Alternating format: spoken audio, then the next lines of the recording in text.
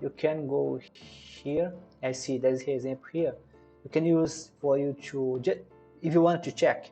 There's essentially two ways that you can use. You can even use in Angular as well, by tag or by npm. We are going to work with npm. Here is a very simple example that you can find that page, and if you want to test it just for fun, just to have an idea, if your TensorFlow.js is working properly, you have to do like this.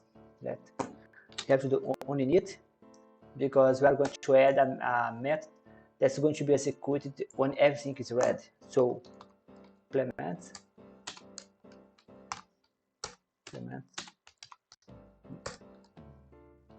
then we have to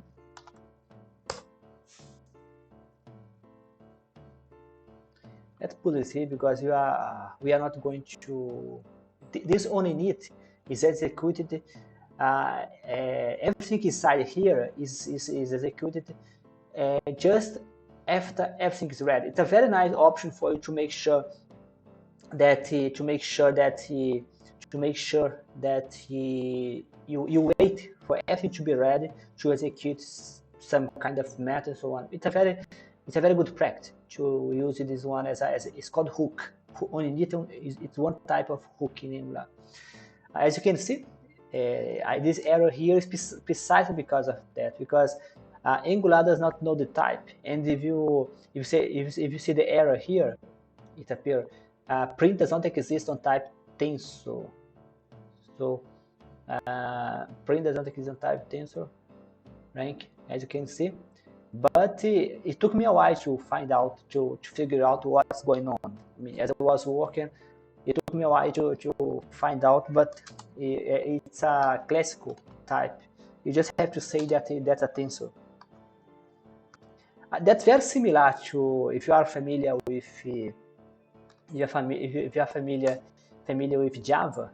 Most of the stuff I was able to fix here, I just have to remember what I have learned in Java. So Java has the same trick, that when the type is not recognized, you can force the type. You can say to the compiler that that's a type. So here essentially you are forcing. You are saying to the compiler something like this. Trust me, I know what's going on here. I know that's a tensor. So essentially, let me explain. I think that's a very nice opportunity to start to get familiar with regression. Regression in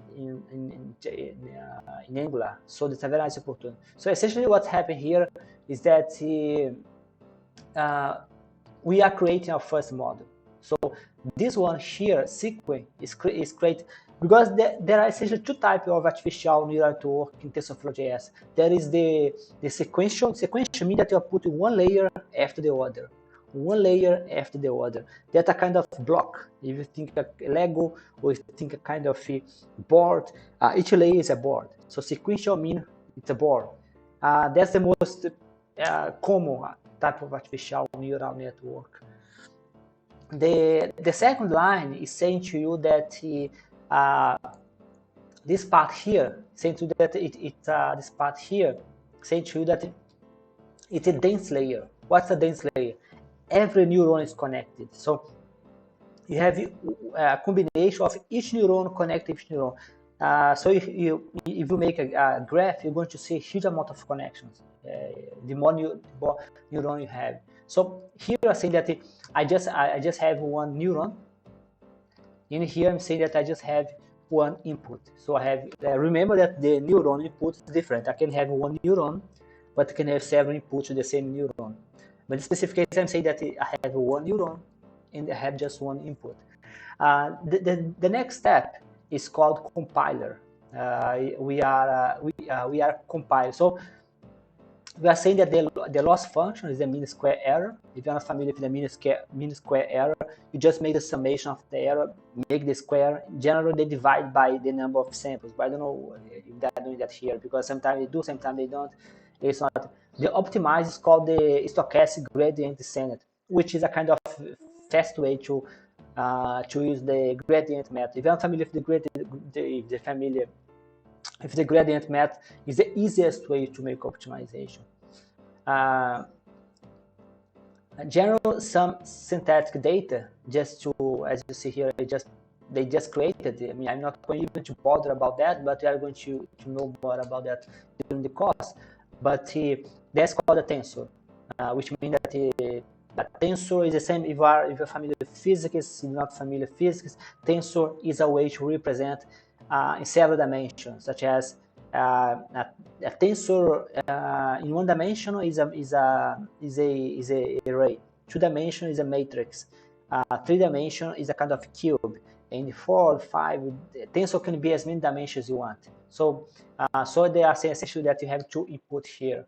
To the tensor has 2 kind of input. The next point is you make a fitting. You are making a fitting. So if you're not familiar with JavaScript, asynchronous programming, you have this then mean that you have to wait for the step to finish. So to make the optimization, they have just the x and y, which you have x is the input, the feature as you are going to call here, and the y's, they are the target, what you want to predict. During the course, we are going to see a more interesting example, but this one is just for you to get familiar. Then it's just going to be executed after everything is finished. So once the model is trained, we are going to make a prediction. So they give you, so they essentially the tensor giving you 2 input. So it's going to give you 2 input. So as you can see, it has a kind of it's a tensor, but it has 2 different inputs. So we are going to make a prediction. So to make a prediction, you can print. We are going to learn as well how to sample from the. You are going to, because this case it's just printing for you, but we are going to learn as well how to actually get the value and make a prediction, because this print is going to give you a kind of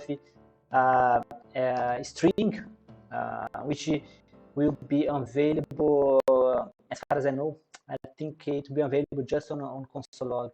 For you to see it, you have to come here. If you come here on the console, you type F12.